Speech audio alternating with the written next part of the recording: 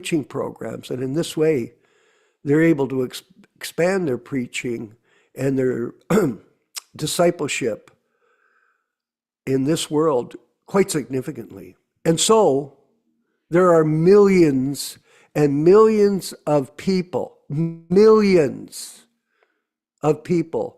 that have been misinformed and misdirected by this system. Is that important, Nilesh?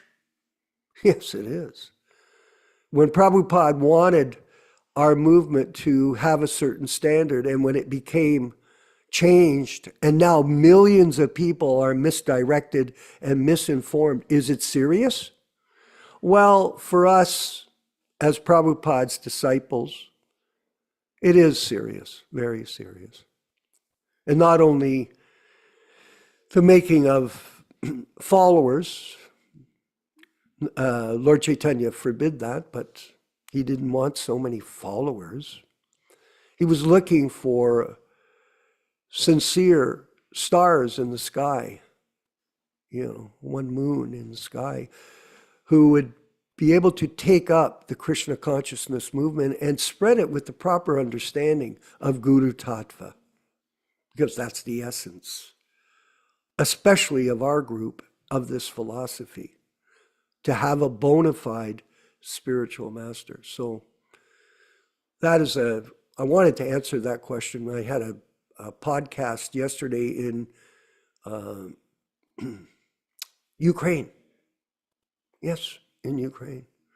It was a couple of hours with our godbrother Panchagoda, who's very nice, who's very sincere devotee, and their situation is very difficult and much different than ours in America and Canada.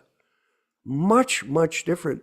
For example, in Ukraine now, it's very dangerous to go out as a single man, because you might be picked up by a squad that will take you and put you in the army without your approval, without your permission.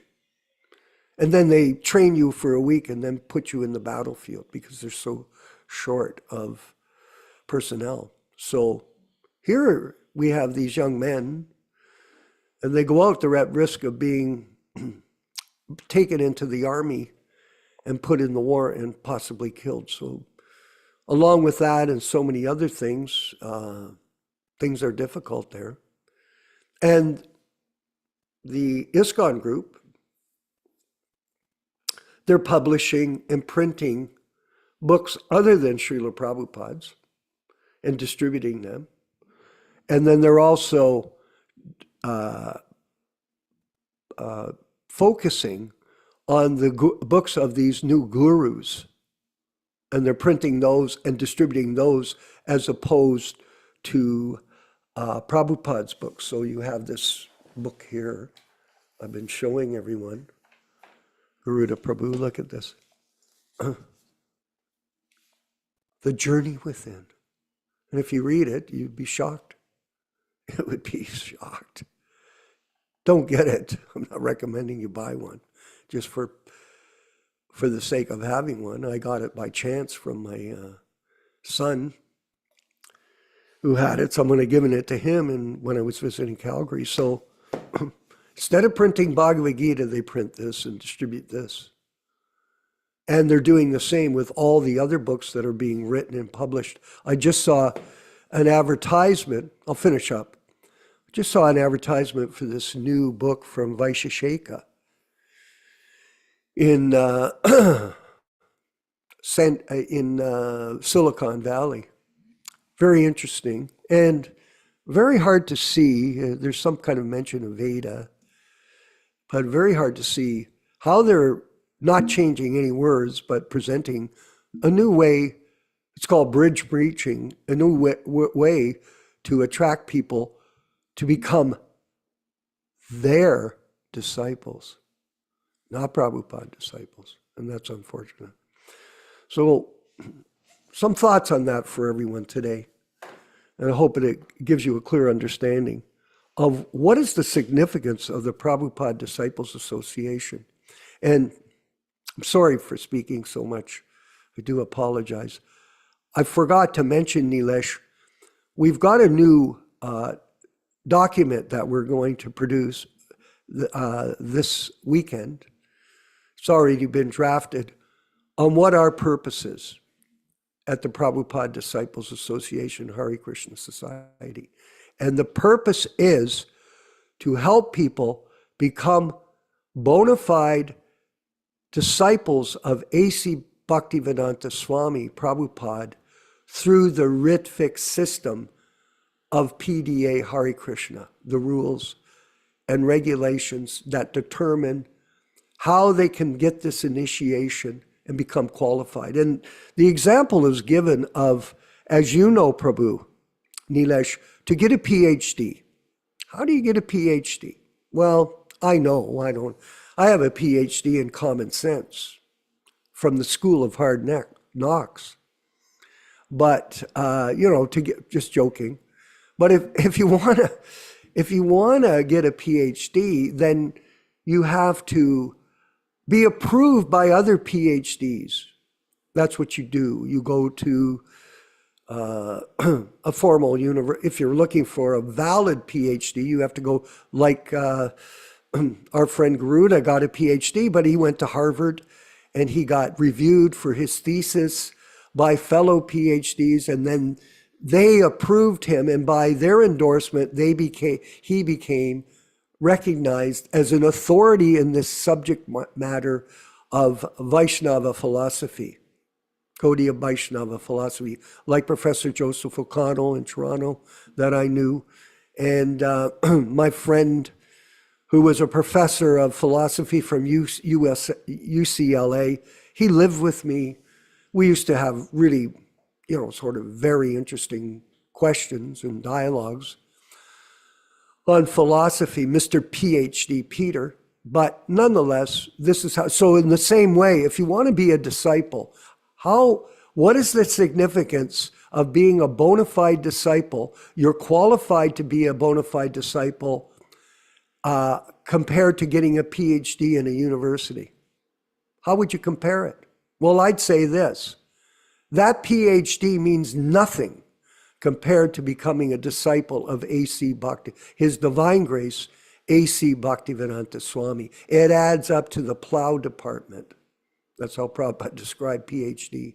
But to be a disciple of Srila Prabhupada is the greatest honor. And so we want to make that something that will be truly understood by the members here. And our goal is to make more Prabhupada disciples.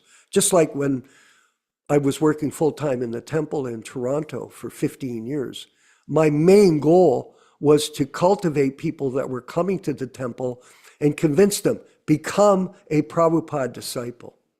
So no change, as opposed to someone going in Florida to the temple, and they're trying to convince them to be a disciple of one of these new gurus. That's it. They don't say, become a disciple of Prabhupada, do they?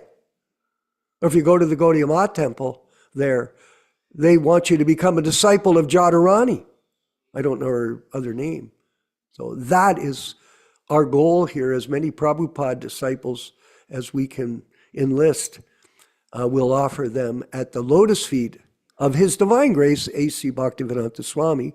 And now we're going to go to the readings of the diaries of Srila Prabhupada back in 1966. It's so long ago, relatively speaking, in my life. But really not that far back. But it seems like that. I guess when you get older, time flies, and you think, how did I ever get here when we were part of this movement back then? You showed in 1967, and myself 1970. So we're at May highlights of the diaries. And I just had a chance to read them. They're very intriguing to constantly review them and get perspective from them about Prabhupada distributing books back then in 1966 in May. And on the 3rd of May, Prabhupada writes, the Paracon Book Gallery man, Mr. Max, met. He reported that they're selling the books. On the 7th, Mr. Bill, okay, we're just reading the highlights. Do you have the highlights? Do they have the highlights, Prabhu? No, they don't have any highlights. Or they have only this. Oh, heck darn. Okay, so we'll just read these for today, and then on Saturday I'll read the summary. So I'm sorry. I made a major mistake here, which my lawyer taught me years ago. Never assume anything. Never assume. I assumed it was in the book. Sunday, May 1st, sunrise 5:01, sunset 6:54, moonset 3:30, Dwadasi. We came back from Ananda Ashram at 6:30. Expenditure was 30 cents, and Paul was not at home at night. He went for work. On Monday, the 2nd of May, sunrise 5, sunset 6:55, moonset 3:57. Treododisi, today I did not go out the whole day. I was engaged with my typewriter. Prabhupada's writing. Paul came back from work at about 10:30 a.m. and deposited with me $25 for rent. There was no expenditure in the evening. There was a meeting. Only 5 gentlemen. Now Prabhupada's qualifying it here. Only 5 gentlemen attended, including Paul, and the contribution was $5. Mr. Carl brought his tape recorder. The appearance gorgeous, but action is very poor. It did not act to my satisfaction. On Tuesday, May 3rd, 1966, the sunrise was 4:58, sunset was 6:56, and moonset 4:20. Chaturdasi, today I delivered the keys of 72nd house to the secretary of the landlord at 33 Riverside Drive. She returned to $35 in terms of my registered notice. So the account at 100 West 72nd Street is now closed, so I handed over to Dr. Mishra the keys. I also handed over to Dr. Mishra the keys of the studio at 5:01. He has invited me to dine with him on Friday and the 6th instant. Paul was paid expenditure $2. So Prabhupada's moved into the Bowery loft. Subway and bus fare was 45 cents. The Paragon Book Gallery man, Mr. Max, met. He reported that they are selling the books. On Wednesday, the 4th of May, sunrise was 4:57, sunset 6:57, moonset 4:51. Purnima, today I went to search out Sakar, but I was lost in the subway. Expenditure, subway fare 15 cents. Paul paid for expenditure $1, so he's giving $1, and for his laundry $2. Deposited with the bank $70. Expenditure was $73.15. In the evening, the meeting was held. It was nice. 7 gentlemen attended. Contribution received was $6.75. Mr. Carl was very kind to me to give me over the tape recorder, which is better than the one I have lost. Actually, it wasn't lost. It was stolen. 2 stamps given to Paul. 2 stamps. On Thursday, May 5th, sunrise 4:56, sunset 6:58, moonrise 8:12 p.m. Pratipad received 1 redirected letter from Brindavan. I also replied his former letter. It appears to me be very much anxious about me always. Paul is paid for expenditure $1. On the 6th of May, the sunrise was at 4:55 a.m. The sunrise was 6:59 p.m. The moonrise was 9:23. Dwicha, today I did not go out. Paul was paid for expenditure $2. In the evening, there was a meeting, and the contribution collected was $5.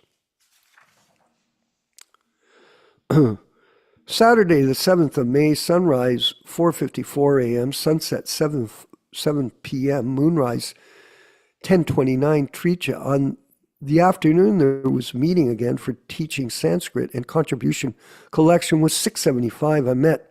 I went to Ananda Ashram. The expenditure was $2.50. In the Ananda Ashram, they paid for 2 trips, $5. Tonight, Kirtan was very much appreciated by all. In the Ananda Ashram, Mr. Bill kept my office copy of Back to Godhead for reading. I came back to the 92 Bowery on the car of George. On Sunday, May 8th, sunrise, so it's Saturday, Sunday, 4:52, sunset 7. 1, moonrise, 11:26, Chaturi. I came back to the Bowery on the car of George. There was no expenditure. On Monday, the 9th of May, sunrise was 4:51, sunset was 7:02, moonrise, Panchami. I paid Paul $1 for expenses. He's not missing his rent, I can see. The whole day I did not go out. 2 letters received, one from Govinda Maharaj and another from Bombay, refusing Paul's free passage. In the evening, there was a meeting. The attendance was large. 14 ladies and a gentleman attended, but the collection, poor, only $5. Never mind, it is growing. See that comment, eh? Never mind, it's growing. He's not in it for the money. Today, Mr. Carl has taken a copy of the Memorandum of Association, etc., for the consultation. That's to form the League of Devotees. He has also taken away a pair of symbols for checking in the market. So he's looking for some instruments for Prabhupada. They have some footnotes here. And here's a letter. I don't know. Do you have the letter, Prabhu? I don't think so. You're just at the dates. So on Tuesday, I'll have to read these. I'll send them over. So on Tuesday, the 10th of May, the sunrise was 4:50, sunset was 7:03, moonrise was 0:14. Shastri today also did not go out, but 2 letters received from Robert Nelson, who tried Harper Row for publication, received back the old passbook transferred to Grand Street, $107.87. Paul paid $1 for the expenditures. 2 letters written, one to Brindavan and the other to Captain Pandya. Both Brindavan and Captain Pandya, written about cola, cartel, and harmonium. So Prabhupada's collecting for Sankirtan. We'll read one more. On sunrise was on May 11th, was 4:49, sunset 07:04, moonrise 05:04 Saptami. Paul was paid for expenditures, $2. Paragon people hopeless. Paragon people hopeless. They cannot sell books. So some arrangement has to be done. 1 letter received from Chandra Shekhar. Bus fare was 30 cents. 2 sets of books taken by 2 gentlemen. They will pay for installment. One of them paid $5. In the evening, there was a meeting. So he's doing book distribution and doing preaching. Discuss with Carl about LSD, the problem with Paul Murray. He is convinced about my arguments that there is necessity of it for spiritual realization. There was 9 or 10 ladies and gentlemen attended today's meeting. The contribution was $8. I saw the Bowery branch of the First City National Bank. They have transferred the amount from 72nd branch. Deposited today, $15. Income was $13. Expenditure was $17.30. And 2 letters posted through Paul. So he's engaging Paul.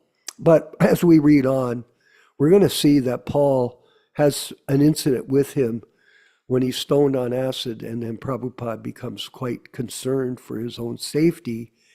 And then we'll see the move coming. We're in May, June, July is when he's going to open Matchless Gifts and open the storefront. And then the mission will really take off. But very interesting pace here of what's going on in Prabhupada's life and how he's pushing forward and never giving up on his mission, like we aren't, on the mission to protect Prabhupada's legacy since his departure from this material world in November 1977. All glories to Srila Prabhupada, the Sankirtan movement of Sri Chaitanya Mahaprabhu. We want to move forward with the chanting of Jaya Radha Madhava in the tradition of Srila Prabhupada's presentation of classes. And then we'll have the reading and discussion from California with His Grace, Yashodanandana Prabhu. All glories to Srila Prabhupada.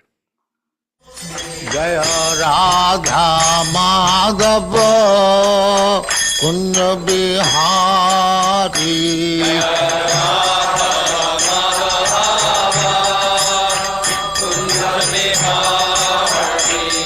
Jaya Radha Madhava Kunja Bihari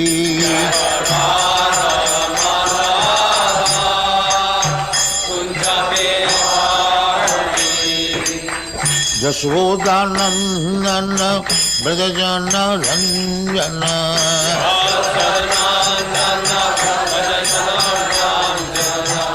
Yashodanandana Brajajana Ranjana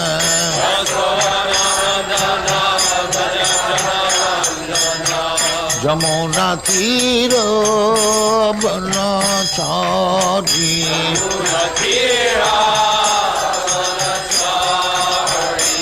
Jamuna Tira Banachari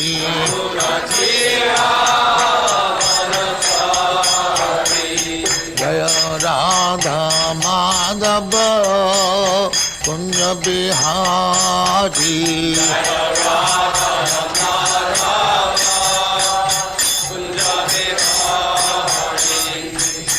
Gopi Jana Vallabha Girivaradhari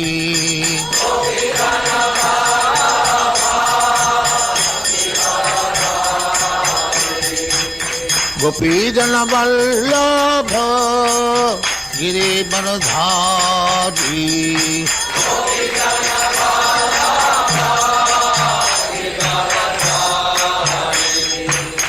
Yashodanandana Brajajana Ranjana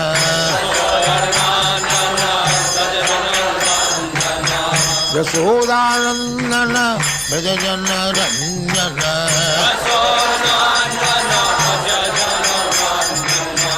Yamuna Tira Banachari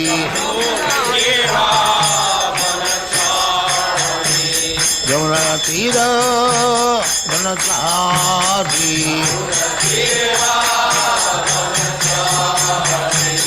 Jaya Radha Madhava Kunja Bihari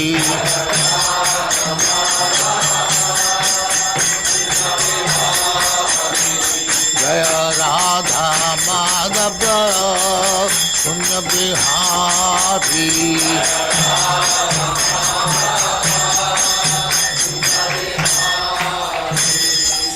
Jaya Muspa Paramahansa Parivrajagacharya Sattva Smadhati Dhanta Saraswati Goswami Bhagavad Ki Jai Ananta Kodi Vaishnava Ki Jai Namacharya Shri Haridas Thakur Ki Jai Prem Se Kaho Sri Krishna Chaitanya Prabhu Nityānanda Shri Advaita Gadadhar Shivāsadi Gaur Bhaktivinoda Ki Jai Shri Shri Radha Krishna Bhog Gopinath Sam Khanda Radha Khanda Giri Godhan Ki Jai Vrindavan Dham Ki Jai Navadvip Dham Ki Jai Ganga Mai Ki Jai Jamuna Mai Ki Jai Guru Dwarka Dham Ki Jai Swami Bhaktivinoda Ki Jai All glories to their Summit.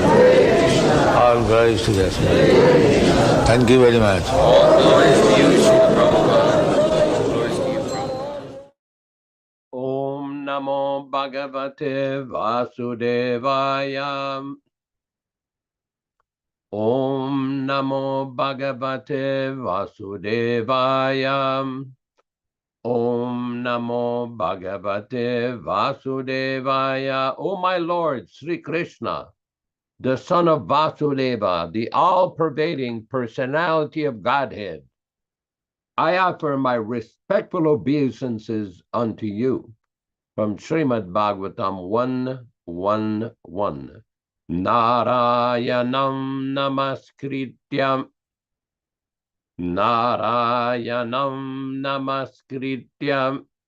naram cheva narottamam devim saraswatim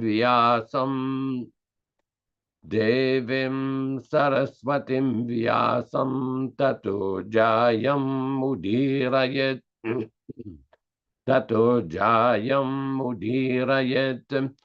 One should utter the means of conquest, Srimad Bhagavatam and Sri Chaitanya Charitamrita, after offering respectful obeisances, 1, to the personality of Godhead Narayana, 2, to the Narayana Rishi, who is the supermost human being, 3, to the Mother Saraswati, the goddess of learning, then 4, to Srila Vyasadeva, the author, from Srimad Bhagavatam 1-4.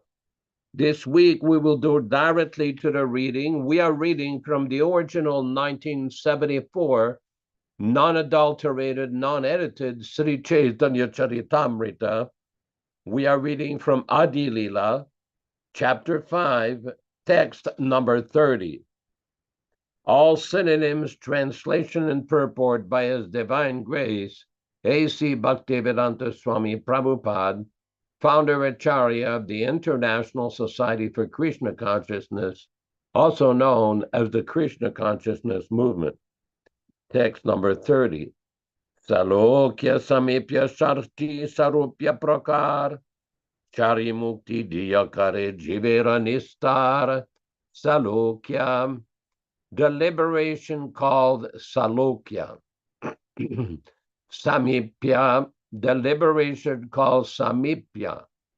Sarshti, the liberation called sarshti. Sarupya, the liberation called sarupya. Prakara, varieties. Chari, 4. Mukti, liberation. Diya, giving. Kare, does. Jivera, of the fallen souls. Nistara, deliverance. Translation by Srila Prabhupada. He delivers the fallen living entities by offering them the 4 kinds of liberation: Salokya, Samipya, Sarshti, and Sarupya. Purport by His Divine Grace, Srila Prabhupada. There are 2 kinds of liberated souls: those who are liberated by the favor of the Lord, and those who are liberated by their own effort. One who gets liberation by his own effort is called an impersonalist, and emerges in the glaring effulgence of the Lord, the Brahma Jyoti. But devotees of the Lord who qualify themselves for liberation by devotional service or offer 4 kinds of liberation, namely Salokya, status equal to that of the Lord; Samipya, constant association with the Lord; Sarti, opulence equal to that of the Lord; and Sarupya, features like those of the Lord. Text number 31. Brahma sayujya mukterataha nahi gati, Vaikunta bahere hayatara sabastiti. Brahma sayujya, of merging into the supreme Brahman. Muktera, of the liberation. Taha, there in Vaikunta. Nahi, not. Gati, entrance. Vaikunta bahire, outside the Vaikunta planets. Oya, there is. Tasabara stiti, the residence of all of them. Translation. Those who attain Brahma Sayujya liberation cannot gain entrance into Vaikunta. Their residence is outside the Vaikunta planets. Text 32. Vaikunta bahire ka jyotirmaya mandal, Krishnerangera Prabhaparama Ujjval Vaikunta Bahire. Outside the Vaikunta Lokas, Eka 1, Jyotihi Maya Mandala, the atmosphere of the glowing effulgence, Krishnera of Lord Krishna, Angera of the body, Prabha rays, Parama supremely, Ujjvala bright. Translation. Outside the Vaikuntha planets is the atmosphere of the glowing effulgence, which consists of the supremely bright rays of the body of Lord Krishna. Text 33. Siddhaloka nama pada prakriti rapara, chit swarupa tanhanahi chit shakti vikara.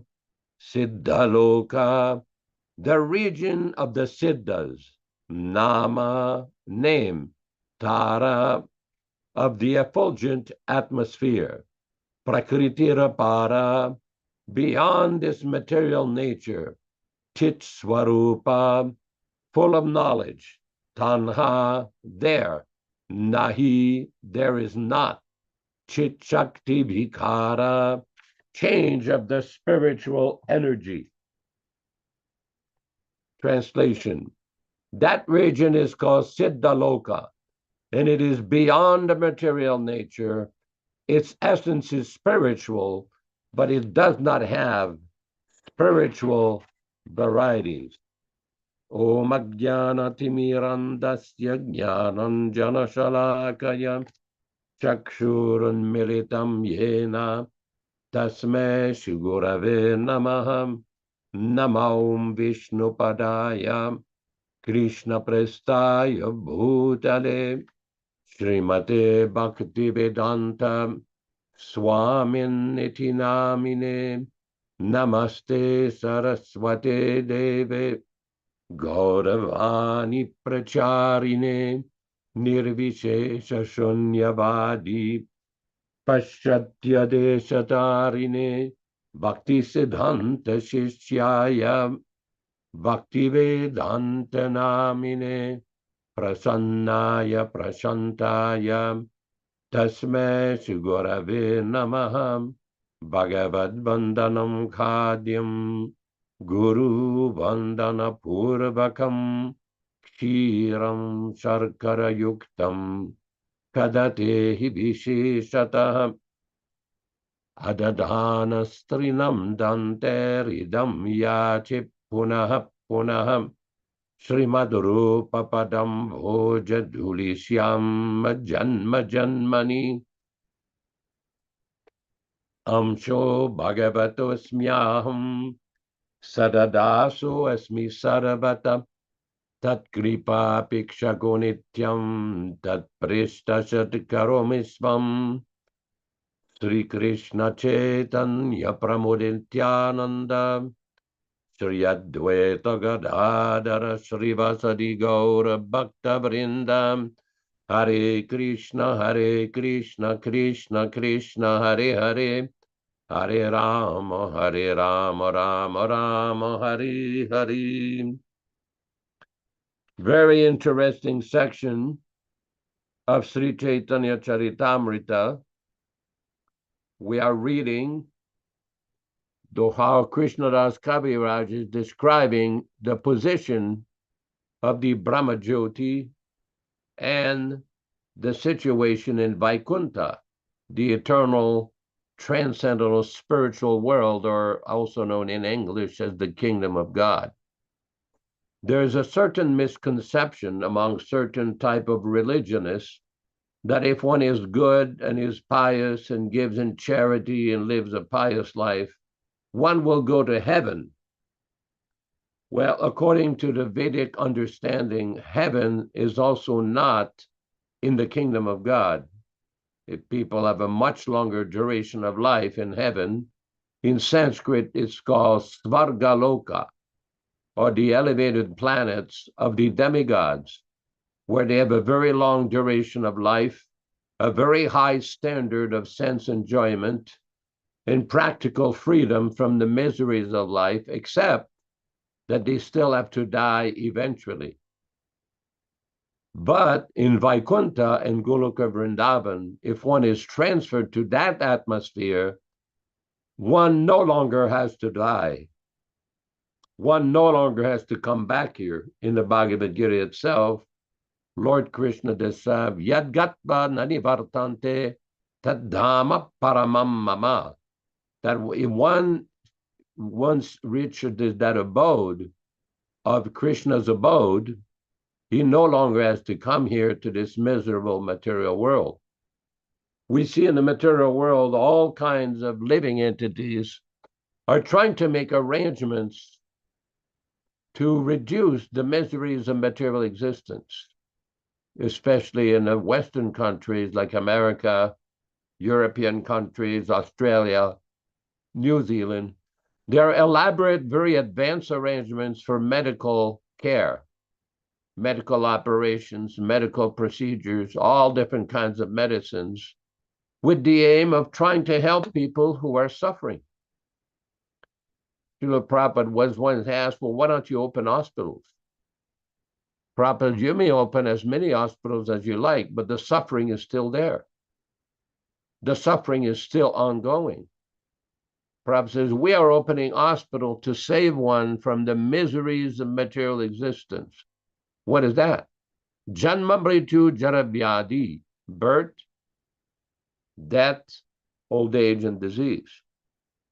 The reason why we have an hospital, or hospitals, plural, is because we have a material body, which is prone to suffering, which is prone to a temporary life. This is the reality in the material world. Rupesh Prabhu has put a very nice thing on the screen. So many friends advised me to open some hospitals. Let's see if he has it in the chat. Yes, in the chat, Bhakti Rupesh Prabhu said, Srila Prabhupada in a lecture on Adi Leela 115 on March 4th, 1975 said, so many friends advised me to open some hospital dispensaries. Oh, I flatly said that we are not interested in the hospitals. There are so many hospitals. So people who are interested in hospitals, they can go there. Here is a spiritual hospital. The disease is the spiritual, the disease is the other hospitals.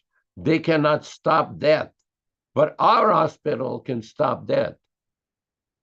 Somebody may say, well, how is that? Because in the Bhagavad Gita, Krishna explains, first one is to develop spiritual intelligence. What is that intelligence? Janmamritu jaravyadi dukkha dosha anudarshanam. Anudarshanam means very fine intelligence, refined discrimination, to see the fault of birth, death, old age, and disease. And by engaging in the service of Krishna, one doesn't have to come back again in this material world. One can go back to Vaikuntha or Goloka Vrindavan and be no longer subjected to the miseries of material existence. This is described in so many places in the Bhagavad Gita, Srimad Bhagavatam, in similar Vedic Shastras. That is why in India, the culture was never to make so much effort to advance the condition of the body. Or they did have medical care. For those who may know, in Australia, they have a medical college where they have a statue of a great Indian rishi, a great Indian sage named Sushruta. Sushruta is the author of a book called Sushruta Samhita. That is a book of traditional ancient medicine, different operations, different medications, different cures for ailments which trouble the material body. It's very elaborate. It is not that in Vedic society they neglect the cure of the diseases, but they knew how to take care of the suffering, the basic fundamental principle which causes all these diseases, this material body. It doesn't matter how intelligent, how beautiful, how rich, how powerful one may be, still there will be suffering with this material body. Every day we get news. In the news, there is a news that such and such athlete, such and such famous actor, such and such famous politician, such and such very wealthy businessman has passed away. Because that is the law of material nature.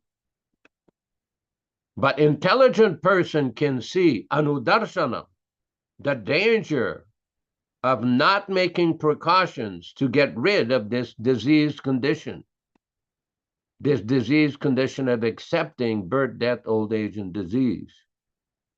A few months ago, one very well-meaning devotee sent me a little video on YouTube, and it was a lecture by Srila Prabhupada where Srila Prabhupada was very strongly emphasizing why you're accepting death, why you're accepting disease, why you're accepting old age. So much criticism of the material, less intelligent mentality of people in Kali Yuga. In previous Yuga, there was not so much effort to build elaborate buildings and airplanes and killing machines. No, the effort was how to develop spiritual understanding and detachment from this material world to be able to prepare for that.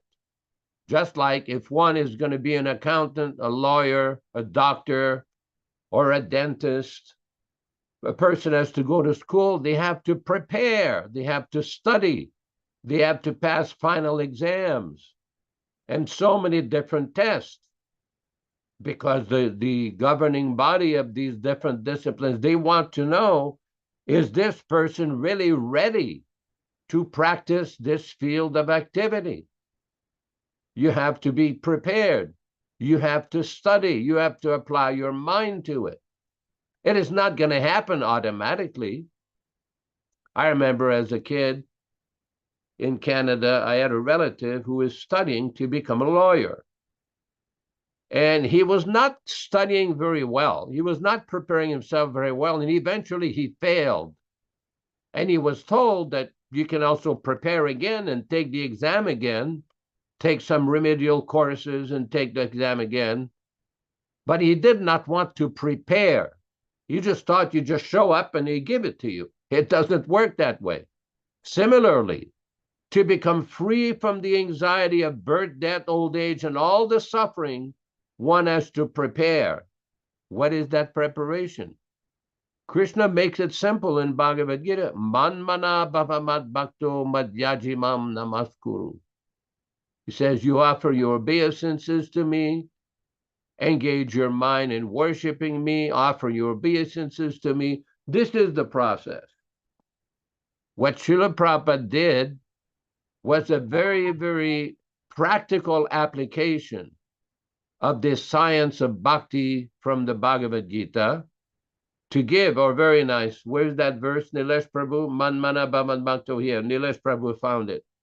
Srila Prabhupada translates, engage your mind always in thinking of me, offer obeisances and worship me, being completely absorbed in me, surely you will come to me. Now, this is very important because the word mame vaishyasi, put it back, mame vaishyasi yuktvaevam, you will come to me. Let's see what Prabhupada says in the purport. Prabhupada, in this verse, it is clearly indicated that Krishna consciousness is the only means of being delivered from the clutches of this contaminated material world. Sometimes unscrupulous commentators distort the meaning of what is clearly stated here, that all devotional service should be offered to the Supreme Personality of Godhead Krishna. Unfortunately, unscrupulous commentators divert the mind of the reader to that which is not at all feasible.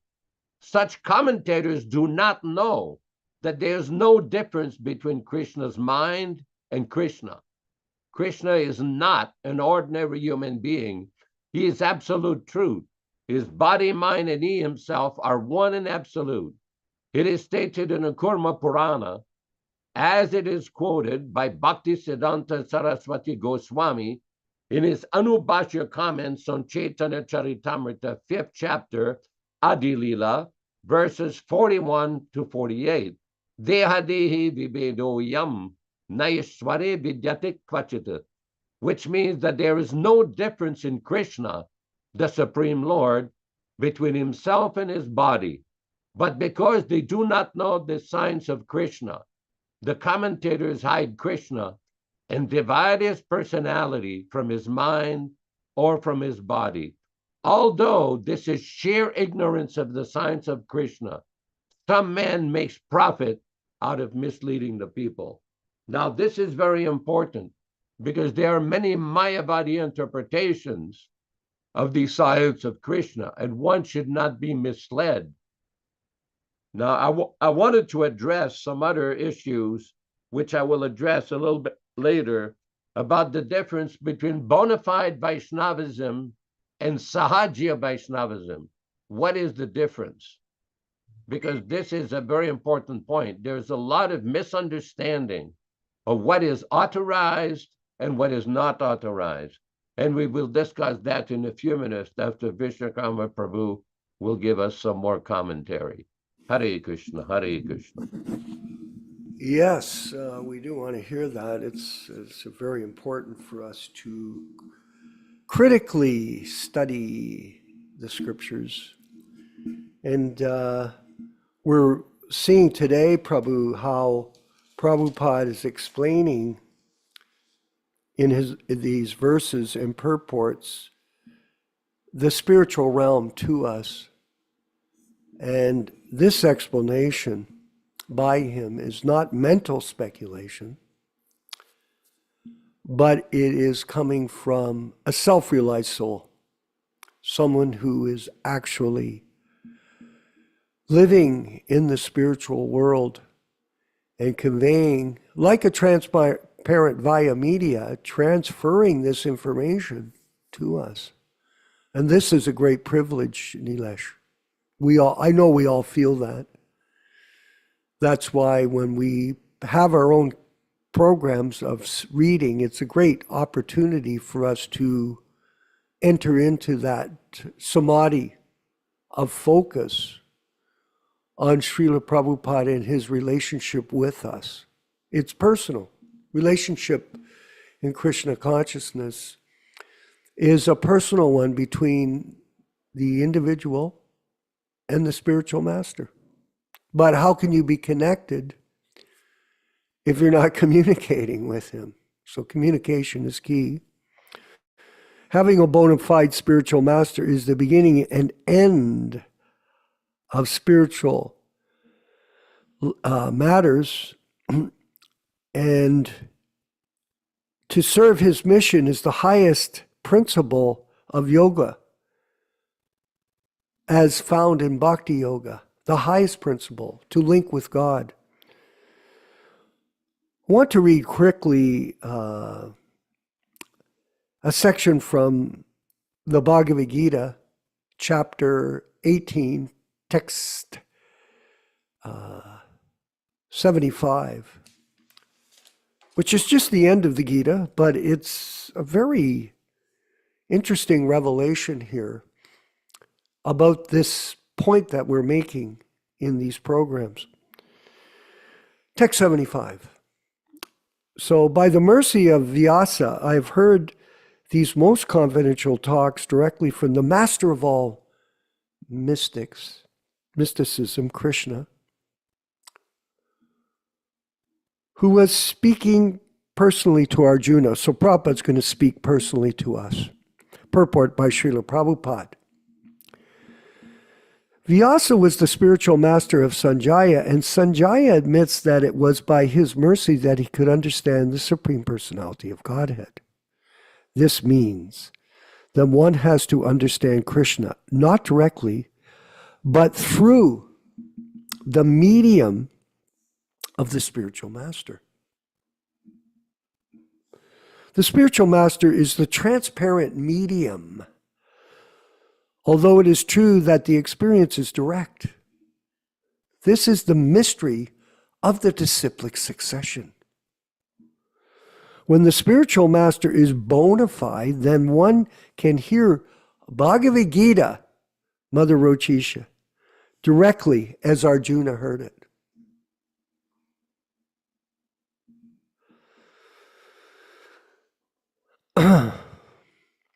There are many mystics and yogis all over the world, but Krishna is the master of all yoga systems. Krishna's instruction is explicitly stated in Bhagavad Gita. Surrender unto Krishna. One who does so is the topmost yogi. This is confirmed in the last verse of the 6th chapter. Yoginam api sarvesham. Narda is the direct, next paragraph. So beautiful paragraphs. Narda is the direct disciple of Krishna and the spiritual master of Vyasa. Therefore, Vyasa is as bona fide as Arjuna, but because he comes in the disciplic succession. And Sanjaya is the direct disciple of Vyasa. So connect the dots, everyone. Therefore, by the grace of Vyasa, his senses were purified and he could see and hear Krishna directly. One who directly hears Krishna can understand this confidential knowledge. But one who directly hears, if one does not come to the disciplic succession, he cannot hear Krishna. Therefore, his knowledge is always imperfect, at least as far as understanding Bhagavad Gita is concerned. In Bhagavad Gita, all the yoga systems, karma yoga, jnana yoga, and bhakti yoga are explained. Krishna is the master of all such mysticism. It is to be understood, however, that as Arjuna was fortunate enough to understand Krishna directly, similarly, by the grace of Vyasa, Sanjaya was also able to hear Krishna directly. Actually, there's no difference in hearing directly from Krishna or hearing directly from Krishna via a bona fide spiritual master like Vyasa and his divine grace, A.C. Bhaktivedanta Swami Prabhupada. Prabhupada did not insert his name, but we are. That's the difference. We're the disciples, and we're inserting his name. The spiritual master is the representative of Vyasadeva. Also, according to the Vedic system, on the birthday of the spiritual master, the disciples conduct a ceremony called Vyasa Puja. So, we promote one Vyasa Puja, and we promote one spiritual master, and we promote one opportunity, become a disciple of A.C. Bhaktivedanta Swami, Srila Prabhupada, and your spiritual life will not be cheated. Yashodanandana Prabhu, please.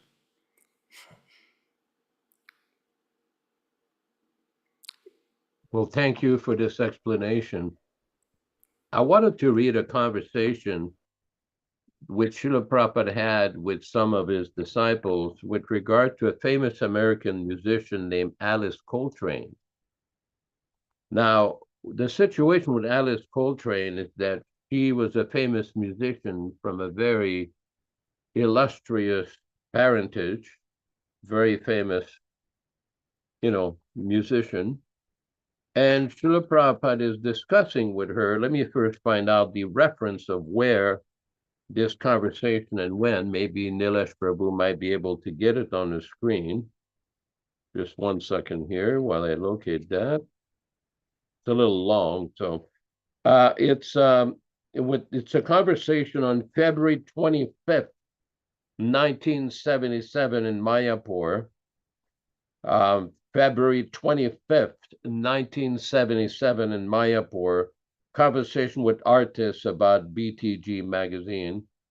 And I'm not going to read the entire conversation, but there's a section where Prabhupada talks about the chanting and why it's important to follow in the proper process.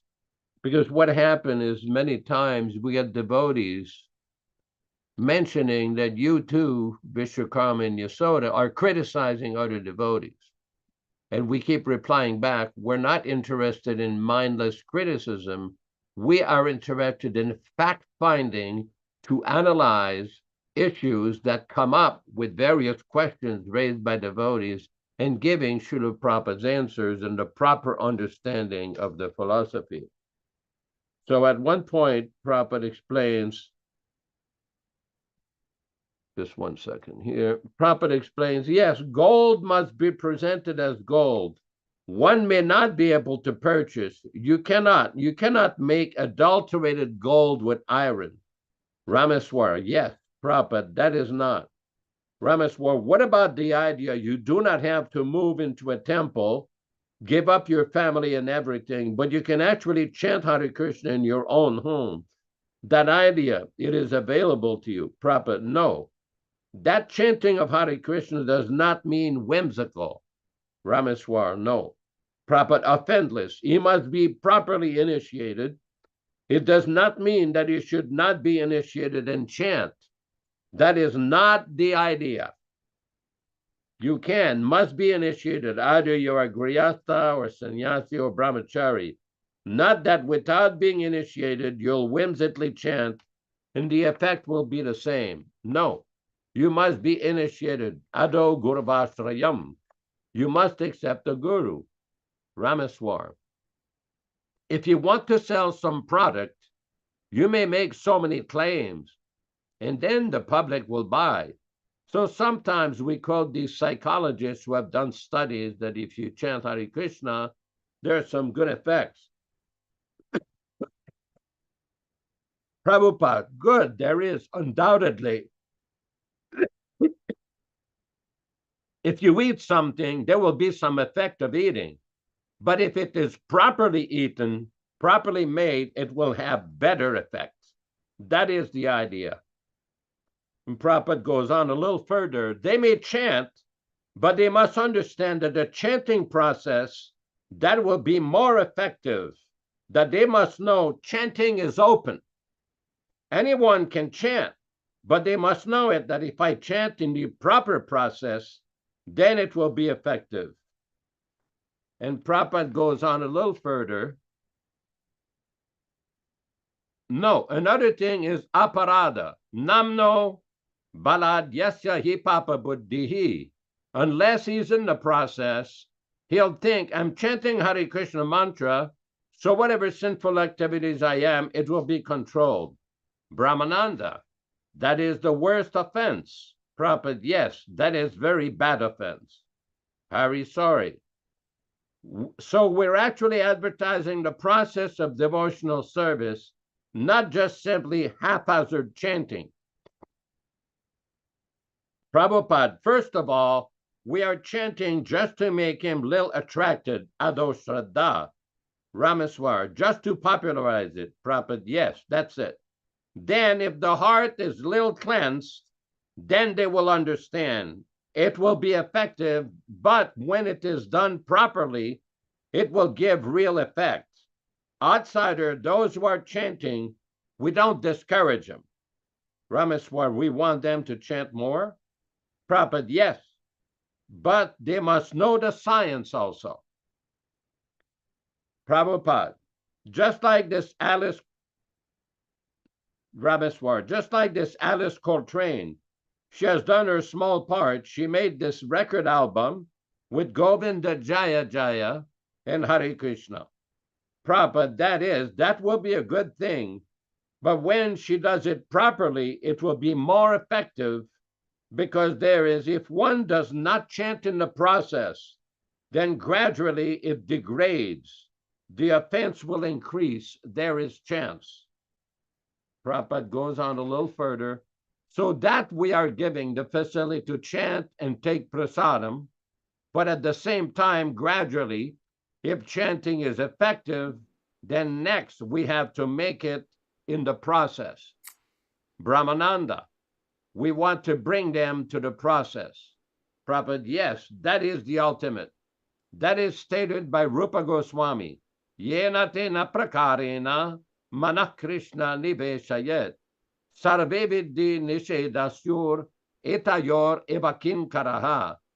That somehow or other bring him to chant Krishna or to become little Krishna conscious. Then when he's a little purified, then the vidhi nishedaha. He's not really rejecting the Vidhi Nishedaha. Vidhi Nishedaha means regulative principles. It is not rejected, but when he's a little purified, this Vidhi Nishedasyur etayor evakin karaha. Just like, first of all, let him become rich, get some money, and then when he has got some money, he can keep some servants, some assistants, some secretaries like that. First of all, earn money. Rameswar. So one step at a time. Prabhupada, yes. But organized business means there must be so many men, secretary, manager, that is regulated. So in the beginning, all right, bring some money somehow, then I shall. So you cannot reject this organization because he's chanting. Then what is the use of writing so many books? Dhanamaparad and other discussions.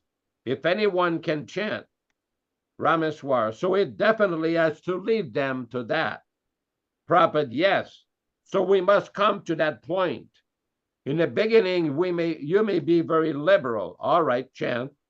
We do like that, and I have done it. There is no regulation, but that does not mean that it should be neglected.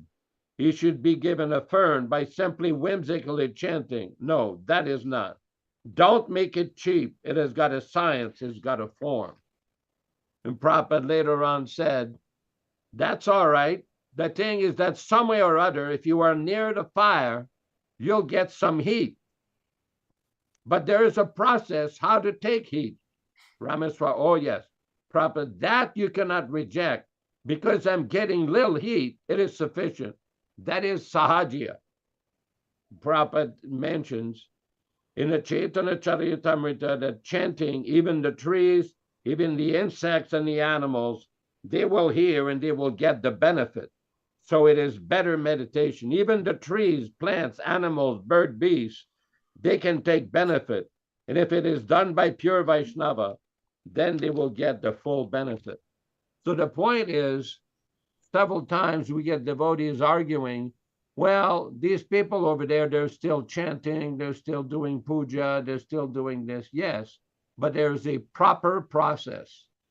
Why is it that we see that so many people are inventing new mantras that were never authorized by Srila Prabhupada, that were never authorized by any of our previous acharya, that are not found anywhere in Chaitanya Charitamrita or Chaitanya Bhagavata or any bona fide Gaudiya Vaishnava literatures? Why are they allowing this? Because they're not following in the proper process.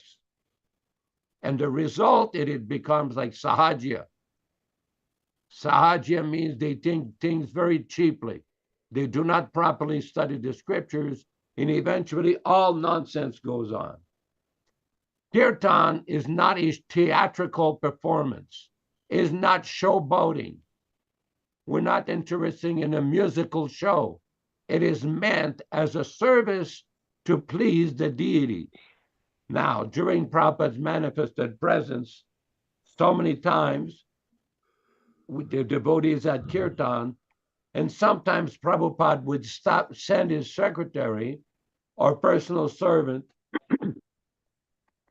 to stop the Kirtan when things got out of hand or devotees were chanting in non-authorized ways. Now, somebody may argue, well, they're chanting Hare Krishna. No, it has to be done the proper way according to the standard and the direction of the Acharya, Srila Prabhupada. Thank you very much. I'm losing my voice here. Yes, very revealing. Actually, when we discussed this, Nilesh, earlier, this pastime of Alice Coltrane, back in the 70s, I was a big fan of her husband, John Coltrane, who's considered one of the greatest saxophone players in modern or in jazz, the jazz music genre in the world. And when she came out with this recording, she was following him as a musician after he passed away. It created a real sensation with all of us, but this clarification by Prabhupada, and it's a very important point that was made, that unless the chanting is accompanied by the different aspects of devotional service to the spiritual master, it will become sahajya or pretender. It's adopting a melody or tune that you find catchy and you want to expand your fan base by doing it and using a spiritual method to attract certain people or followers. George Harrison was much different, Prabhu. I mean, he actually stepped up and gave the Bhaktivedanta manor to Srila Prabhupada. I was talking to Panchagoda today, he gave $20,000 for the printing of the first Krishna book under the direction of the encouragement, under the direction of Srila Prabhupada, when Shyamasundar went to him and asked him for money, and he was shy to do it.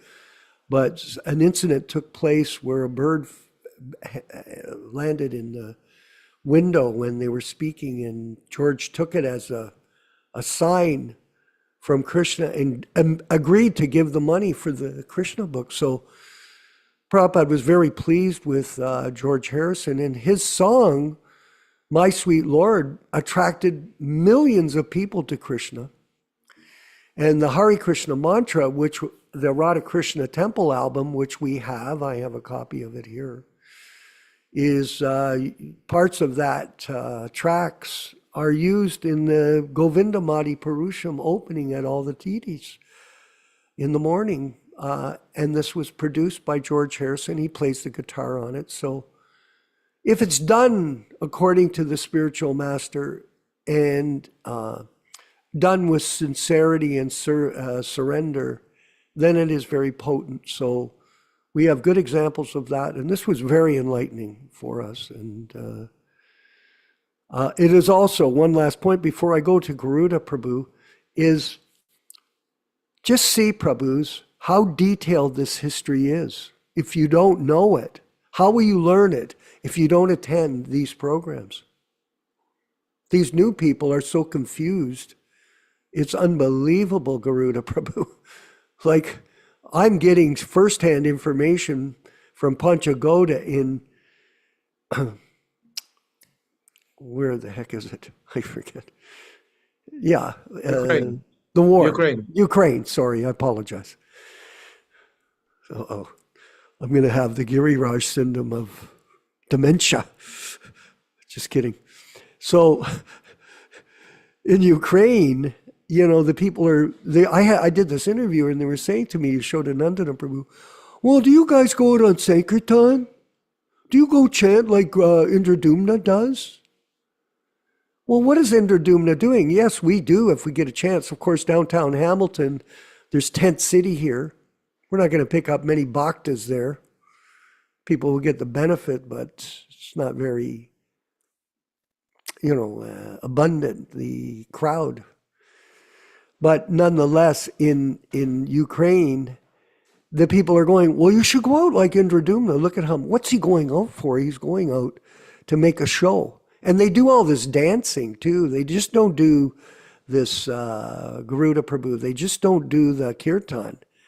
A lot of the Festival of India in America is all this dancing from India and all these concocted programs. It's not like the old days. We just went and had a kirtan on the stage, gave a talk, and then served prasadam, and the festival was over. It was that simple. And then people could wander around and see the booths and displays. But now it's a totally different thing, and this is going on in the name of the Rath Yatra program and Prabhupada's desire to spread Krishna consciousness. Garuda Prabhu, if you could further elaborate on today's points. There are way too many points on which I could Sorry. elaborate, but my pranams to all here. Yeah. Sincere pranams. This question of Sahajism, Yes. Yashodanandana ji was bringing out in the latter part of his talk today. The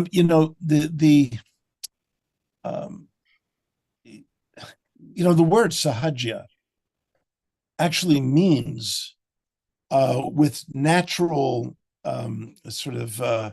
with a natural behavior. And the problem with that is when one uses one's natural behavior as a conditioned soul, that's not very good. You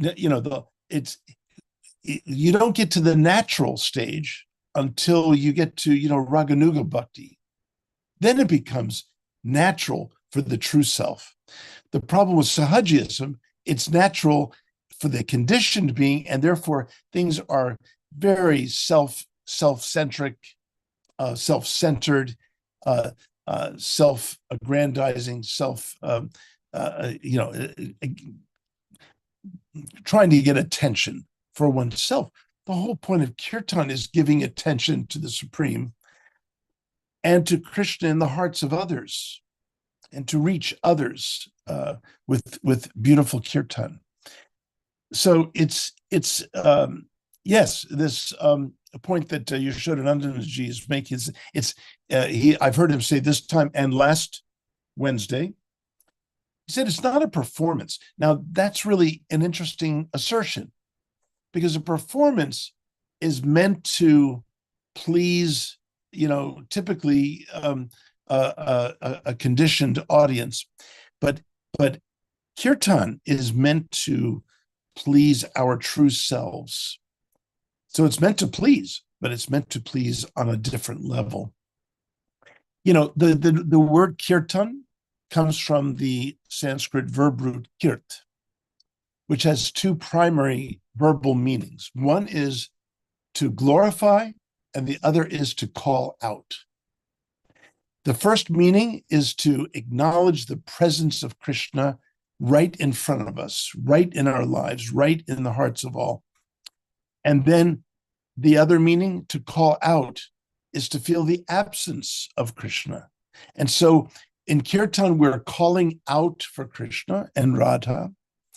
And in Kirtan, we're also praising Radha and Krishna, who's right in front of us.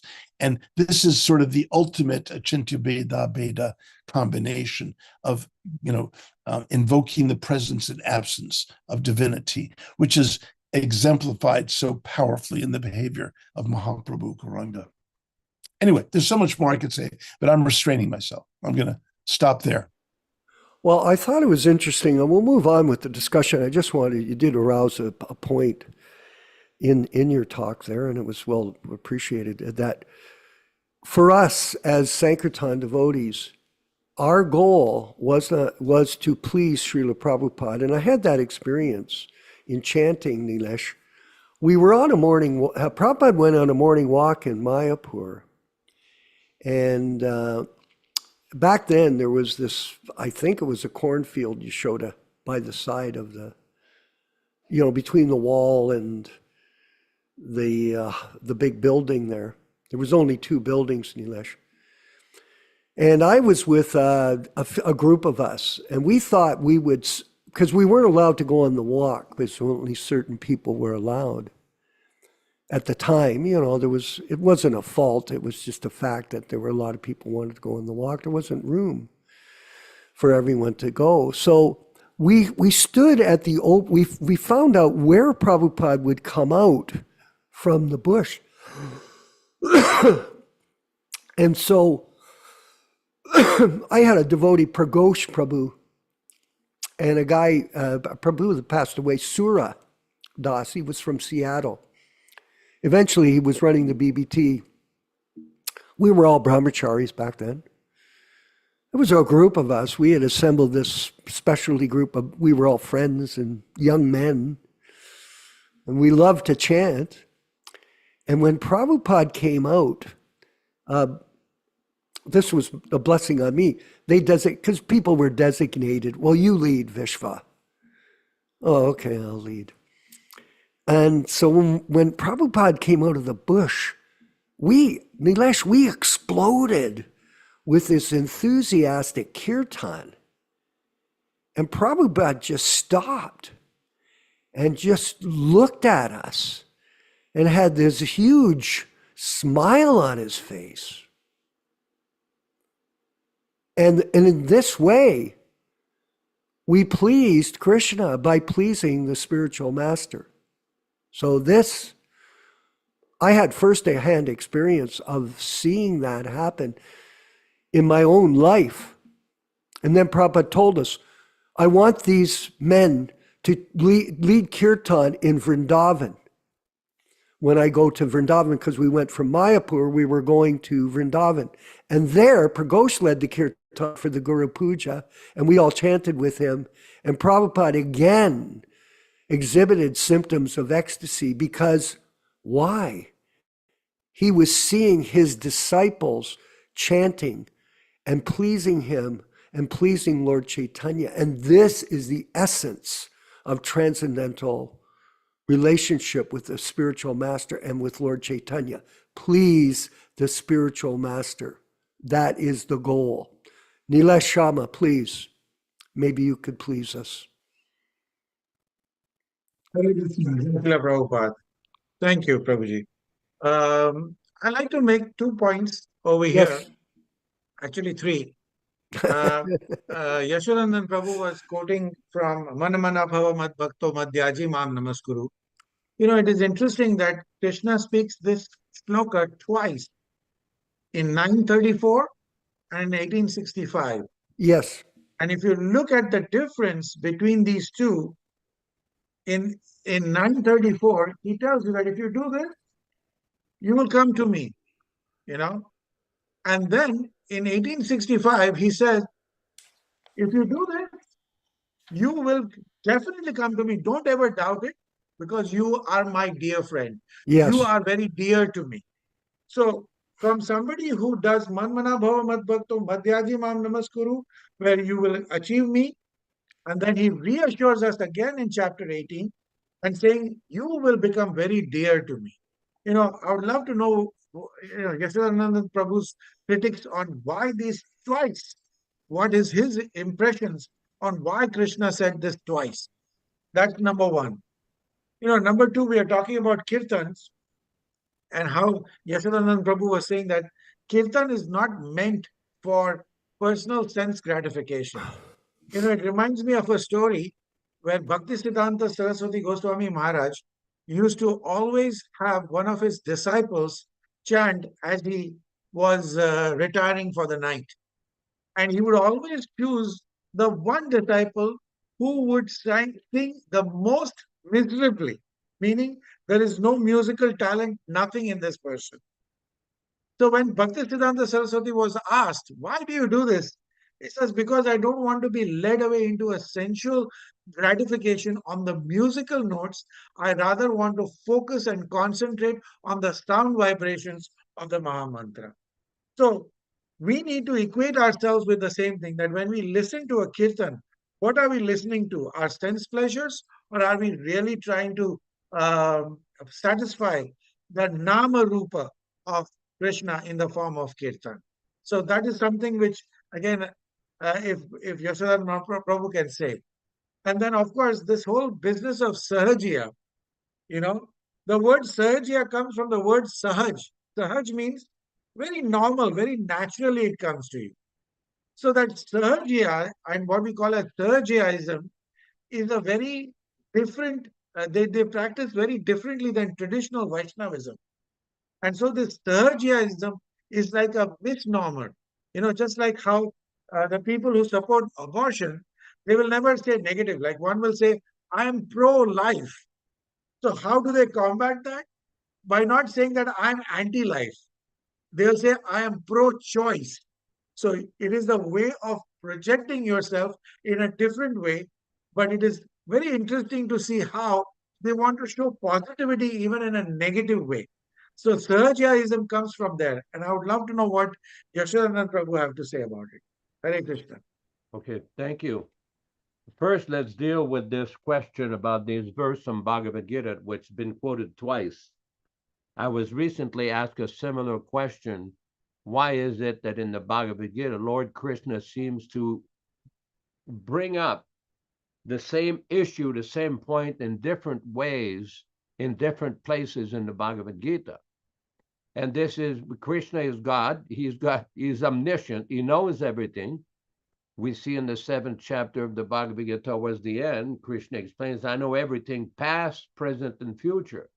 So the Bhagavad Gita is structured in such a way that at different places and different in the book, Krishna explained things in a very similar way, but slightly different way than he has done previously to re-emphasize the point. It's not that there is a major difference. It's very similar, but still there is a slight differentiation. That's very important. Number 2, this point about Sahaja.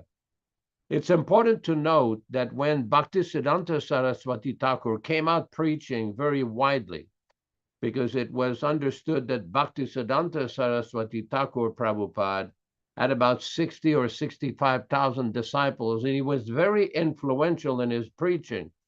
So naturally, the caste Goswamis, the caste Brahmins, the Sahajas, they were very worried because up to that point, up to the point of Bhaktivinoda Thakur, when he started his preaching, these various people had a lot of control over the sway of spiritual life in Gaudiya Vaishnavism in Bengal especially, also in Vrindavan, but especially in Bengal. So the Sahajiyas, when Bhaktisiddhanta, when his influence and his power grew more and more, they were very worried. That's why many of the caste Brahmins, they arranged for a big meeting in Bengal where Bhaktisiddhanta Saraswati Thakur presented the difference between a Brahmana and a Vaishnava. And it's a very scholarly presentation where he defeated the bogus idea of caste Brahmanism, of Brahmanism by hereditary right, which is very prevalent in Bengal and also in South India especially. So the Sahajiyas, there's many different kinds of Sahajiyas as identified by Bhaktivinoda Thakur in his various writings. The point is they're a deviation from the proper standard Gaudiya Vaishnavism practice as presented by Bhaktivinoda Thakur, Bhaktisiddhanta Saraswati Thakur, and our own Srila Prabhupada. Now, Prabhupada many times was concerned about the introduction of Sahaja ideas within his society. Now, I'm not just talking about Gopi Bhav emphasis or Yugala Piriti discussion. I'm talking about ideas which are not in line with Srila Prabhupada's traditional, fundamental, orthodox presentation of Krishna consciousness. And that requires a little bit of education. It's not simply that we're going to accuse somebody or accuse a certain class of devotees of being Sahajiyas. There may be many characteristics. For example, there is one warning in the Srila Prabhupada conversation book where Prabhupada quotes his Guru Maharaj, Bhaktisiddhanta Saraswati Thakur Prabhupada, and it says, when our men will become Sahajiya, they will become more dangerous. The idea is when people deviate from the proper standard, whether it is kirtan, whether it is offering the bhoga, whether it is the original books, then it goes into the realm, the dangerous slippery slope of Sahajism, which can be very difficult to detect sometimes. Very difficult to detect. Now, we do know that Prabhupada was very strongly objecting in 1976 when some of his disciples started to read certain sections of Chaitanya Charitamrita. What people do not know, because I personally spoke many times to a devotee who's no longer with us, who has departed, named Jagjivan Das. He was one of the devotees that was involved. Sulochan was involved, Puranjan was another. Many devotees, scholar devotees, were reading various passages from Chaitanya Charitamrita, but at the same time, there was a lot of criticism of some of the techniques, of dubious techniques of book distribution that were being used and propagated in ISKCON at the time. So what happened, some of the leaders went to Prabhupada to criticize this group, and Prabhupada understandably gave so many instructions not to criticize. One of the devotees involved within that group sent a personal letter to Srila Prabhupada explaining what they were doing about reading from Chaitanya Charitamrita, trying to understand the philosophy. The letter was given to Srila Prabhupada. Prabhupada sent a reply. He never received his reply. his letter was intercepted by some of the leaders who were claiming to really follow Prabhupada's instruction. Now, it's important to understand that many of the very same people who criticized that group in 1990, 91, and 92 started a Gopi Baba club of their own with the Mathura advisor and reading Babaji literature from Radhakund. So we see that the karma came back to catch up with them. And these people never stopped their propaganda, never stopped their nonsense propaganda or nonsense unauthorized practice. I'm referring to the group within ISKCON between 1993 and 1994 that was propagating this Sahaja emphasis. And we'll leave it at that for now, because this is a vast subject which can have a lot more discussion. Hare Okay, Krishna. very, very true. Very insightful, by the way. Let's ask our Prabhu, Garuda Prabhu, maybe to further. I know he wants to chip in a few bits of information for us, so maybe he could respond to this discussion on Sahajiism and how serious it is in the current situation in ISKCON. Yeah, it's really serious. I mean, there's a godbrother of ours who Yeah. is self-taught in Sanskrit, Oh, and he produces dozens and dozens of translations, who is it? which Do you mind? Banu Swami. Who? Banu? Banu Swami. Oh Yep, yeah, I have from a Canada. From Canada. Huh. He's originally from Canada. Yeah. Okay. He has Chinese ethnic roots, but he was True. born in Canada and educated in Canada. Anyway, he's in Chennai, and he goes to the gym for 2 hours a day. I don't know what gym he goes to, but he really does quite a workout, which, I suppose at our age is probably a good thing, I suppose. But sannyasis going to gyms, I don't know. It doesn't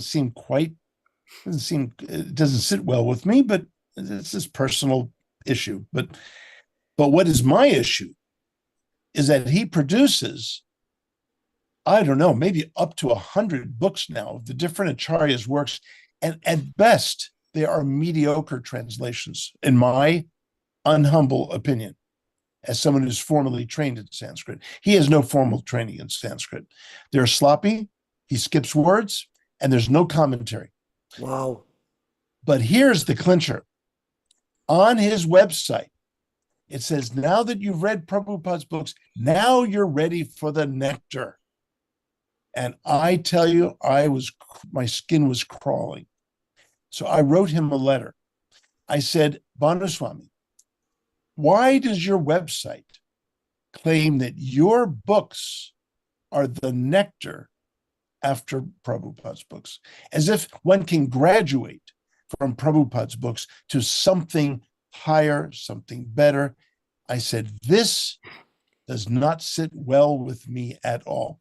The irony is he's one of 6 people that sit on the editorial review panel for the BBT to review all the changes and authorize the changes that Jayadvaita made in the books. This is called the blind leading the blind. So I'm someone who's had to, for preaching purposes, for my scholarly activities, I'm someone who's had to read in the original Sanskrit the Goswamis, some of the Goswamis' literature, some of Vishwanatha's work, some of Baladev's work, and so on. But I always return to Prabhupada's books as my shelter. Always. That's the nectar. The nectar is to be connected. You said it, Vishwakarma. It's to be pleasing Prabhupada. And you feel your whole life filled up with pleasure. When you please Prabhupada, there's nothing more pleasurable than that. But to be disconnected from that and to be the catalyst for distracting devotees from Prabhupada's books, I tell you, this is what I call, I don't know if you agree with me, Yashodanandana ji, but this is cheap. This is cheap. This is Sahajism. To just toss around the Acharya's literature, to cheaply translate it without any commentary. No. Prabhupada's genius was to give us books that synthesized and condensed everything that they had to give us. And to not appreciate that is a shame. That is a shame. And I'm someone who reads directly into those literature at times. But it's about opening up your heart fully is only possible with Prabhupada's books. And I'm talking about his original books, not the ones tampered by Dravida and Jayadvaita, endlessly tampered. And I've examined every single tampering they've ever made. Okay. Sorry to be harsh, but no, that's not harsh. It's a fact. We're Yeah. not fault finders. We're fact finders. Yeah. And we can prove that they are Sahajya or offenders. That's really what it is. It's called Vaishnava Aparad, where you disobey the orders of the spiritual master. And when you do that, you disconnect yourself from Krishna. Yeah. Period. This point of Nilesh that he was making was this. I'll let you speak, Yashoda, sorry. One who Krishna says very clearly, one who says he is my devotee is not my devotee, but he who is the devotee of my devotee, he is my devotee. If we please Srila Prabhupada with our service, we attract the attention of Krishna. That's a philosophical axiom of truth. This is not academic. This process, you can study the academic part of it. That's a service, okay? That's fine. That's a service that you were called for. But the real service is to know how to please Srila Prabhupada and engage in that service of propagating the truth to other people so that they're not misled. This is Prabhus, this is a fratricidal war of truth. And they have millions of people they've misinformed on this philosophy of Guru Tattva. It is absolutely unfortunate. Yashoda Prabhu, Nandana Prabhu, please go ahead. I saw your hand up. Yeah, I appreciate the point that has been raised by points, plural, been raised by Garuda Prabhu. I just want to make a note. Banuswami is from Japanese origin, not Chinese origin. And I'm very familiar with him. He used to be with us on the Samkirtan party of the Namahata in Japan. Unfortunately, one point I want to make, there is no record of Prabhupada ever instructing any of his disciples to go and get into all of these literature, these intimate, for example, Gopal Champu of Jiva Goswami and these other literatures. Prabhupada did not request his disciples to translate these literatures. Now, there is record that Prabhupada wanted to do the Vishnu Purana, the Mahabharata, and other literatures. But some of these confidential literatures like Krishnadas Kaviraj, Govinda Lilamrita, Jiva Goswami's Gopal Champu, and some of these very specific literatures dealing with the intimate pastimes of Radha Krishna. No, Prabhupada did not give instruction to any of his disciples to translate that. And the reason for that is Prabhupada did not want his disciples to be distracted from his translations in his books. Now, this is a very important point because we know that in ISKCON right now, there is one Swami based in Hungary who has translated part of various very sensitive books on the pastimes of Radha and Krishna and is engaging his followers to distribute them instead of emphasizing the distribution of Prabhupada's books. And again, this is the disease of thinking that now that I'm an Acharya, if somebody is thinking like that, they can do whatever they want. Well, this disease have got no limitation. Yeah, Yashodanandanaji, he didn't translate them. He had other people translate, and then he engaged the ideas. So he doesn't even know the source of this literature. Yeah. Is that Shivaram you're referring to, Yes. or Banu? Yeah. Yes, Okay. Shivaram. No. Yeah, from Montreal. Yeah. There- Shivaram. I remember him. there's an interesting, I've been in Prabhupada's room several times in Vrindavan, where Prabhupada used to quote a Bengali proverb, Alpa vidya bhayam kare, that a little knowledge can be very dangerous. Yeah. And this is the problem I have with people learning a little bit of Sanskrit and now thinking they've become a big Shastri or a big scholar. It doesn't work.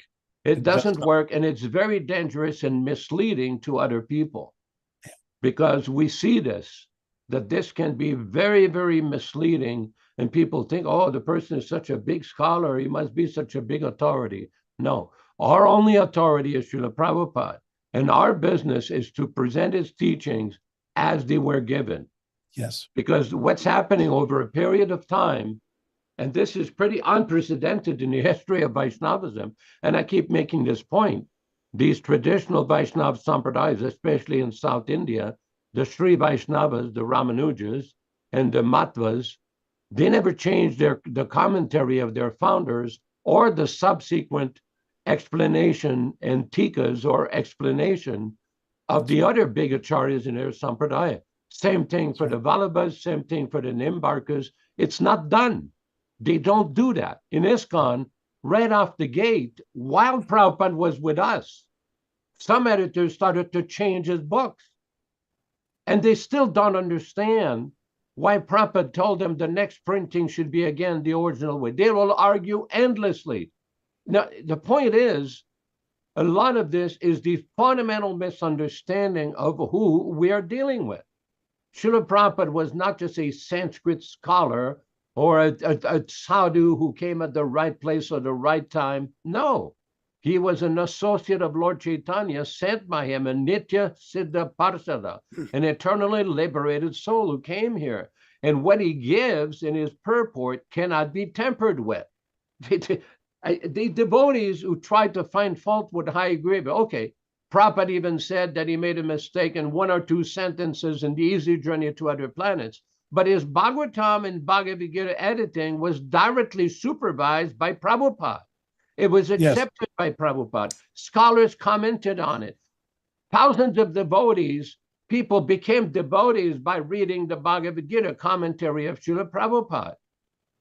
Prabhupada authorized, go ahead.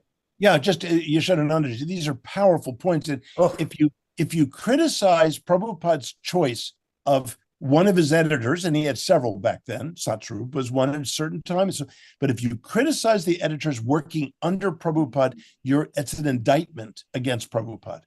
You're judging his judgment. And who the hell is capable of doing that?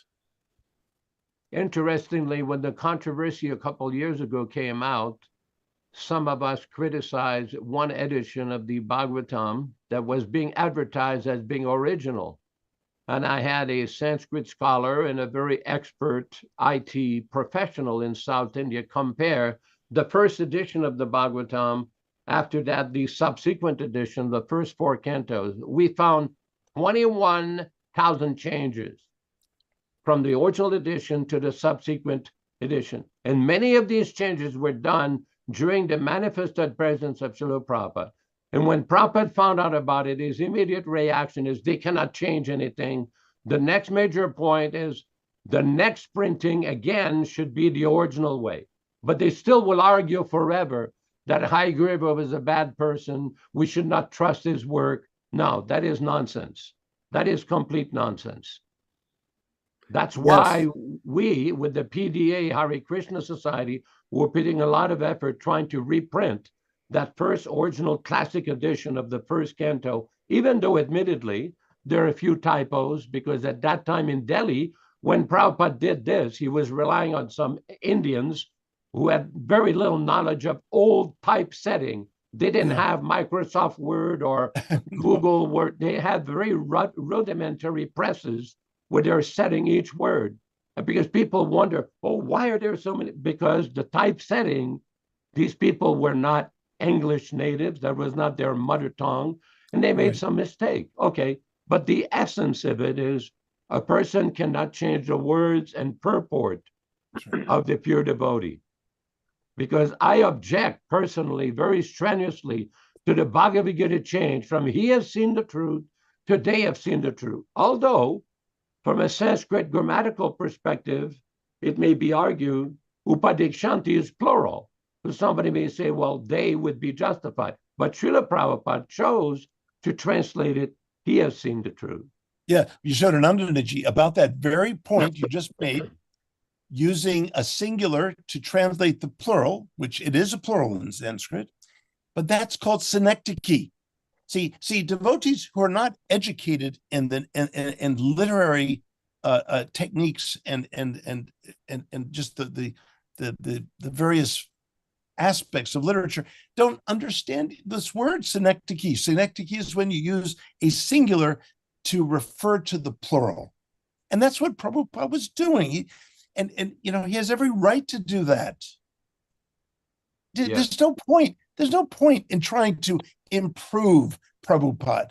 The hubris in that, trying to improve Prabhupada. Who are these people? That's why I keep referring to this group of people, of those, what can we expect from those who claim that they have seen the truth? Yeah. And the thing is, Prabhus, that we're discussing these points because we want to understand how to move forward and protect Prabhupada's legacy as a group. And that is our goal. I saw a nice comment, Yashoda and Garuda and Nilesh from Kanta in Trinidad. And he is becoming very interested in doing things to reveal the true facts of the matter. And we're planning to present a true history of ISKCON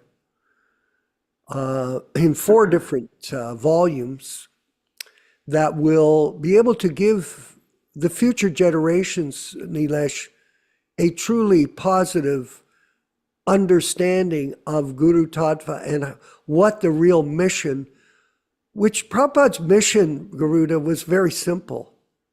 This way that he taught us is very simple. Look at the case of Jayananda. He was a simple devotee. He went back to Godhead. We have a case of Prakrita in Montreal. He went back to Godhead, no question in our minds, by seeing their behavior as devotees, how they selflessly served. So there are many different ways to look at this philosophically, millions of different ways. And the goal is to give us an opportunity to please Prabhupada as a group, all of us here. That's why we do appreciate everyone that comes here, working together and using our intelligence, how to come together and work cooperatively, because nowadays everything is anarchy. Everything is anarchy. Everybody, every guru is on their own, and they're doing their own things. They have their own bank accounts. They have their own books, their own philosophy. And this is a real unfortunate nightmare for the Sankirtan mission of Lord Chaitanya. And we are still here to keep the fire of truth burning. So thank you, everyone. What a discussion today. Thank you. All glories to Srila Prabhupada. We will be back on Saturday morning for Bhagavad Gita, as it is. And if you can't make it because of scheduling, you can go to our site, Hare Krishna Society YouTube. We have over 100,000 views of our classes, and we're heading for 400. And I wanted to mention on PDA Facebook group page, Nilesh, we have over 2 million views of our comments on a site that we started, a group page that we started just as some kind of an idea to bring us together with truth online. And the volume of response is spectacular. So please, Nilesh, join us on that site if you can get access to it, to post different bits of information. One post that I put up 1 week ago has 6,600 views right now. And 4 of the posts, I take different aspects of philosophy and make brief comment and put a picture up of whatever. Has over, so far I have over almost 20,000 views in less than 10 days. 20,000. And then everybody else is posting that joins in. And in this way, we're proliferating the message out using social media to the globe. Yes, we're doing it, and we're doing other things. Yes, Yashoda, please give us some I just words. want to point out a comment by Neil Sharma Prabhu in the chat box. He said, knowledge of the language does not mean knowledge of the subject matter. Very important point. Very important point. Thank you. I hope the people that come to this reading and discussion in future will enjoy it as much as we have today, and all the bliss that's there in association with like-minded devotees. All glories to Srila Prabhupada. Neela Shama, please bring us up to Kirtan for 2.5 minutes, and then we'll have the closing comments and prepare for tomorrow's japa program at our homes. Hare Krishna.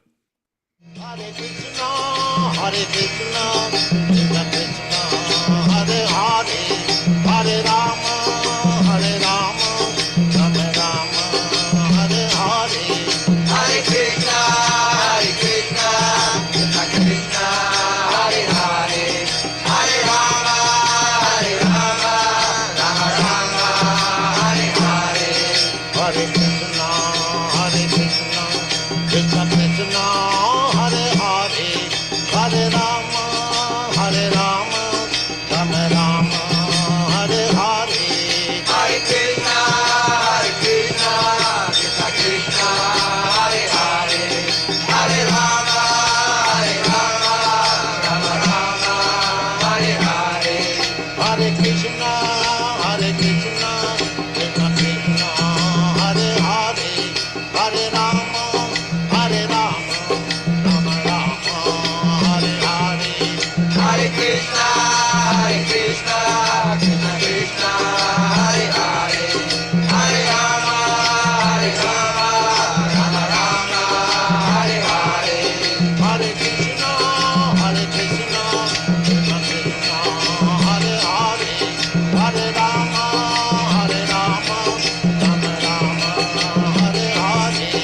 Hare Krishna, Hare Krishna, Krishna Krishna, Hare Hare, Hare Rama, Hare Rama, Rama Rama, Hare Hare. Hare Krishna, Hare Krishna, Krishna Krishna, Hare Hare, Hare Rama, Hare Rama, Rama Rama, Hare Hare. Hare Krishna, Hare Krishna, Krishna Krishna, Hare Hare, Hare Rama, Hare Rama, Rama Rama, Hare Hare.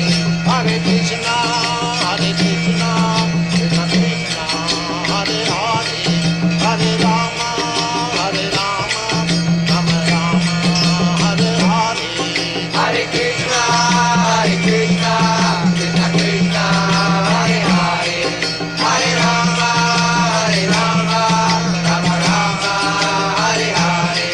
Hare Krishna, Hare Krishna, Krishna Krishna, Hare Hare, Hare Rama, Hare Rama, Rama Rama, Hare Hare. Hare Krishna, Hare Krishna, Krishna Krishna, Hare Hare, Hare Rama, Hare Rama, Rama Rama, Hare Hare. Let us offer our respectful obeisances to all the assembled Vaishnava devotees. Vanchakalpa tarubhyascha kripa sindhubhya eva cha patitanam pavanebhyo Vaishnavebhyo namo namaha. I offer my respectful obeisances. We all offer our respectful obeisances unto all the Vaishnava devotees of the Lord who can fulfill the desires of everyone, just like desire trees, and who are full of compassion for the fallen souls. Thanks everybody for participating in this lively program and discussion. Thank Vishwakarma Prabhu in Hamilton, Ontario, Canada, and Nilesh Sharma Prabhu in Miami, Florida, USA, Garuda Prabhu in Washington, D.C., or wherever you are, Prabhu, and everybody who participates in this program, we want to invite you again to come on Saturday morning at 7 o'clock a.m. Pacific Standard Time, corresponding to 10 o'clock a.m. Florida time and Hamilton, Ontario time, Eastern Board, USA. And we will have a very continuation of very enlivening discussion. Hare Krishna, all glories to Srila Prabhupada. Hare Krishna. Hare Krishna.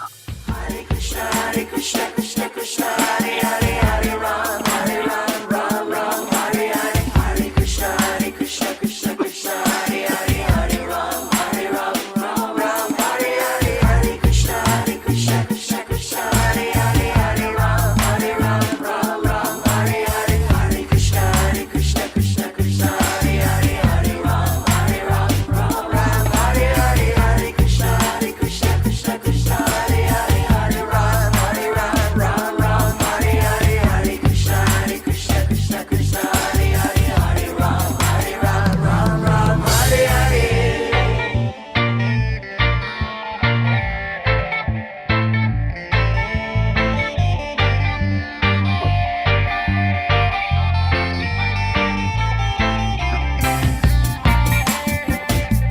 Ram Hare Hare.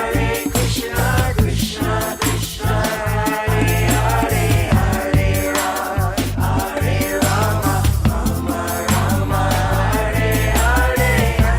Krishna, Krishna Hare Hare, Hare Ram, Ram Hare Hare. Hare Krishna, Krishna Hare Hare, Hare Ram, Ram Hare Hare.